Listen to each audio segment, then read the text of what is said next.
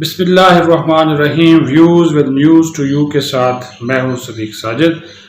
ایک تو آپ کے ساتھ تھوڑی سی لائٹر انداز میں بھی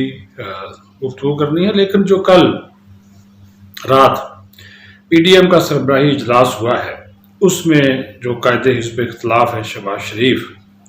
وہ ویسے تو اس حکومت کے خلاف جو یہ جے یو آئی فے یا پی ڈی ایم کی باقی جماعتیں روڈ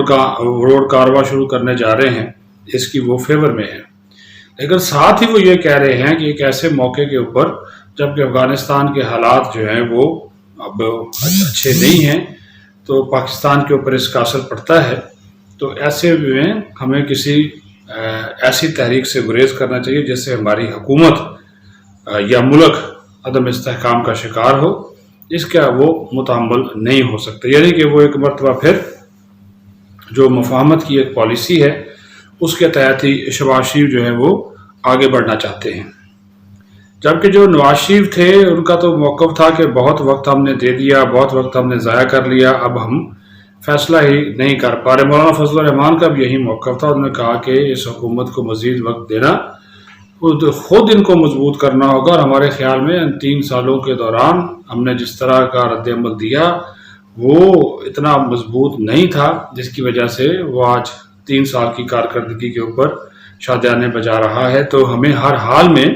اس کو جو ہے وہ نکالنا چاہیے اور اس بات کو یقینی بنانا چاہیے کہ 2022 میں انتخابات ہو جائیں، اور اس کے لیے ہمیں جتنی بھی تیزی سے تحریک چلانی پڑے وہ اس کو چلایا جائے، اور ساتھ ہی انہوں نے نون لیگ سے بھی کہا کہ وہ بھی اپنی جو ایک طرح کی دوہری سیاست ہے اس کے اوپر ایک فیصلہ کرے اور ایک سٹینڈ لے، ایک موقف اختیار کرے تاکہ آسانی ہو۔ یہ نہیں ہونا چاہیے کہ ایک معاملے کے اوپر آپ کا موقف ایک ہے اور دوسرے بھائی کا موقف جو ہے وہ دوسرا ہے۔ تمام تر جو چیزیں ہونے جا رہی ہیں وہ بڑی اس وجہ سے بھی پی ڈی ایم کے حوالے سے اہم ہے کہ خود ان کی اپنی جو سیاست ہے وہ داؤ پر لگی ہوئی ہے، اور کوئی بڑا اب تک یہ ایکشن نہیں کر سکے حکومت کے خلاف، جس کی وجہ سے عمران خان کے لیے کوئی مشکل پیدا ہو، اور اس کی بڑی وجہ بھی یہی ہے کہ شہباز شریف جو ہیں اب پیپلز پارٹی اور اے این پی تو علیحدہ ہو چکے، لیکن شہباز شریف اب بھی وہ لائن اختیار کرنا چاہ رہے ہیں کہ وہ اقتدار میں آ جائیں اور اداروں کے ساتھ ٹکراؤ نہ ہو۔ اب اس میں مولانا فضل الرحمان کا موقف ہے کہ اداروں کو بھی ایک لائن جو ہے وہ اختیار کرنا ہوگی، جب تک وہ لائن اختیار نہیں کرتے اس وقت تک یہ ہمارا جو ایک پی ڈی ایم کا بنانے کا مقصد ہے وہ پورا نہیں ہوگا۔ اب پیپلز پارٹی اور اے این پی تو الگ ہو چکے، اب نون لیگ کو بھی اپنے تحفظات دور کرنے ہیں، اور اب یہ دیکھنا ہے کہ روڈ کارواں میں مسلم لیگ نون کس حد تک حصہ جو ہے وہ لیتی ہے۔ اب دوسری جو اطلاع ہے وہ معلومات ہیں کہ جو گزشتہ دنوں شادی ہوئی مریم نواز کے صاحبزادے جنید صفدر کی اور سیف الرحمان کی بیٹی تھی عائشہ ان کے ساتھ، اس کے حوالے سے بھی لوگوں نے بہت سی باتیں ابھی سے کرنا شروع کر دی ہے۔ ایک تو جو شادی کی مختلف جو ویڈیوز ہیں وہ سامنے آئی ہیں، اس میں جو باڈی لینگویج ہے دولہا اور دلہن کی اس کے بارے میں باتیں کی جا رہی ہے۔ پھر جنید صفدر نے جو ایک گانا اس میں گنگنایا ہے، اس گانے کے اوپر بھی لے دے کے بہت سی باتیں کی جا رہی ہیں کہ اتنی شادی اور اتنا خوشی کا موقع اور اتنا جو غمگین گانا، کیا ہوا تیرا وعدہ، یہ گانا جو ہے وہ گانا اس کے اوپر تو سنا ہے کہ دلہن بھی کافی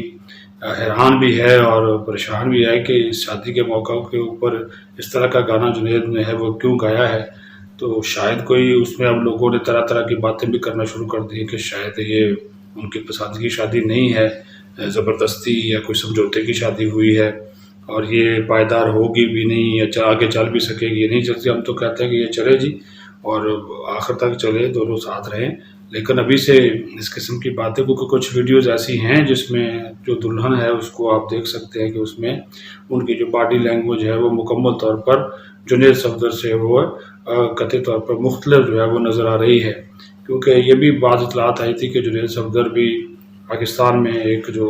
بہت سی سینئر سیاستدان ہیں ان کی جو صاحبزادی ہے ان کے ساتھ وہ شادی کرنا چاہتے تھے، لیکن ان کی فیملی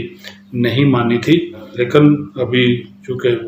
خاندانوں نے فیصلہ کیا ہے، اس کو جنید صفدر نے بھی مانا، لیکن اس گانے کا گنگنانا اور اس کے بعد اس شادی کے حوالے سے بہت سی باتیں کرنا اور باتیں ہونا، وہ بہت سی چیزوں کو جو ہے وہ سوالات کو جو ہے وہ جنم دے رہا ہے۔ تو یہ دو اہم چیز